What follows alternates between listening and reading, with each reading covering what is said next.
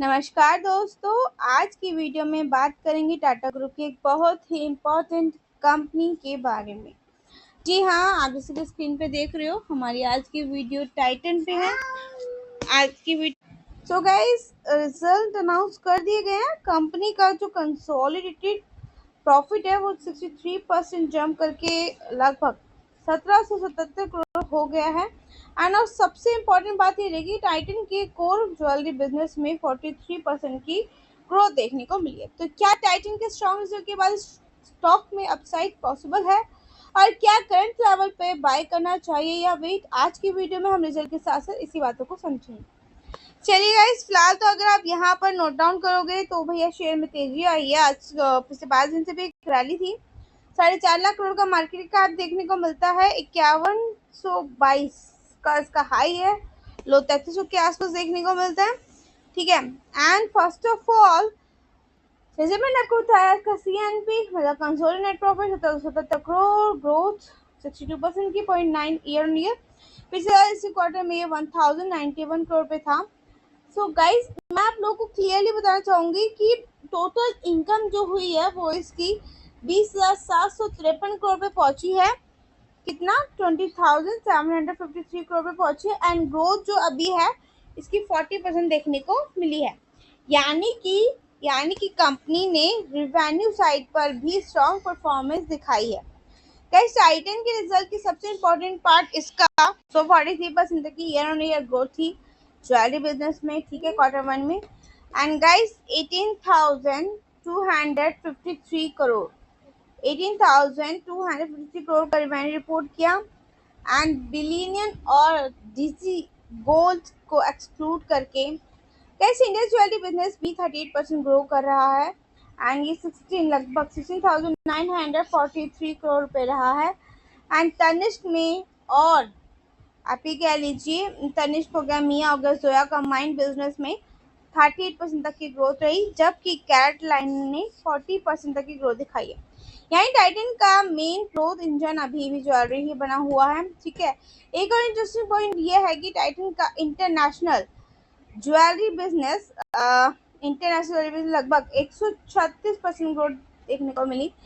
तनिष्क का north America में traction strong रहा और GCC रीजन जो है लगभग मेन ग्रोथ में कंटिन्यू रहा है। लेकिन यहाँ एक इम्पॉर्टेंट पॉइंट ये है कि इंटरनेशनल बिजनेस अभी कंपैरेटिवली स्मॉलर बेस से ग्रो कर रहा है, इसलिए 100% ग्रोथ को डायरेक्टली इंडिया बिजनेस के स्केल के साथ कंपेयर नहीं करना चाहिए। ठीक है। देखिए, टाइटन का वॉचेस बिजनेस भी बहुत स्ट्रॉन्ग रहा है, जिसमें 1543 करोड़ की इनकम हुई। 21% तक की ग्रोथ देखने को मिली ईयर ऑन ईयर। ग्रोथ का मेजर ड्राइवर पैराम्यूनिजेशन और एनालॉग वॉचेस रहे हैं। एनालॉग वॉचेस में मिड 20% ग्रोथ देखी गई है। एंड उसके बाद लेकिन स्मार्ट वॉचेस में डिजिट अब कह लीजिए सिंगल डिजिट डिक्लाइन रहा है। यानी कि टाइटन का premium traditional watch business smart watch segment के प्रेशर को लार्जली ऑफसेट कर रहा है। टाइटन आई केयर ने भी स्ट्रॉन्ग परफॉर्मेंस दिखाई। ठीक है। टोटल इनकम 21% रही है। मतलब क्या कह सकते हो कि ग्रो कर रहा है। और कंपनी प्रीमियम सेशन और मार्केटिंग इन्वेस्टमेंट के थ्रू आई केयर बिजनेस को भी एक्सपेंड कर रही है। ठीक है गाइस, अगर स्टोर एक्सपेंशन की बात करें तो 33 नेट स्टोर्स ऐड किए गए हैं। एंड 34 नेट स्टोर और ऐड किए जाएंगे, आप भी कह लीजिए। ठीक है, मतलब कि काफ़ी अच्छा है। आई केयर ने भी नए स्टोर्स ओपन किए, वॉचेस ने भी 34, मतलब लगभग आप कह लीजिए ज्वेलरी की 33 नेट स्टोर, वॉचेस के 34, आई केयर भी ओपन करेगा नया।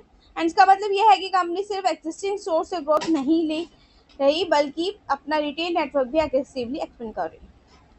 क्लियर हो गया? हम देखिए, लेकिन रिपोर्टेड नंबर्स में 407 करोड़ का कस्टम ड्यूटी गेन भी इंक्लूडेड है, ये आपको पता होना चाहिए। एंड इन्वेस्टर को सिर्फ 63% प्रॉफिट को देखकर कंक्लूजन नहीं निकालना चाहिए। क्लियरली फॉर योर 6 मंथ में देख सकते हो ग्रोथ, 1 साल में देख सकते हो कितनी ग्रोथ आई है टाइटन के बिजनेस में। देखिए, ज्वेलरी टाइटन का बिगेस्ट ग्रोथ इंजन है। एंड तनिष्क, मिया, जोया, कैटलाइन के एक्सपेंशन फ्यूचर ग्रोथ को भी सपोर्ट कर सकते हैं। Premium session, high income consumers के प्रीमियम ज्वेलरी, वॉचेस और आईवेयर पर स्पेंडिंग बढ़ने का बेनिफिट टाइटन को मिल सकता है। कैटलाइन डिजिटल और ऑमनी चैनल ज्वेलरी डिमांड के साथ कैटलाइन का एक्सपेंशन ग्रोथ ड्राइवर है।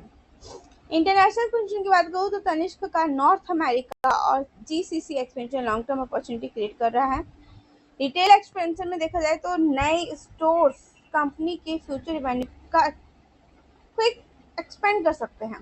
रिस्क है, रिस्क गोल्ड प्राइस बहुत हाई रहने वाला है, ज्वेलरी डिमांड में भी स्लो डाउन है, इम्पोर्ट ड्यूटी और tax changes, premium valuation, international expansion में execution risk and jewellery margin पर प्रोडक्ट मिक्स प्रेशर।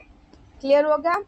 कुछ डाउट हो तो कमेंट करके जरूर बताइएगा गाइस। बाकी कोई रिकमेंडेशन नहीं है, स्टडी पर्पस से वीडियो।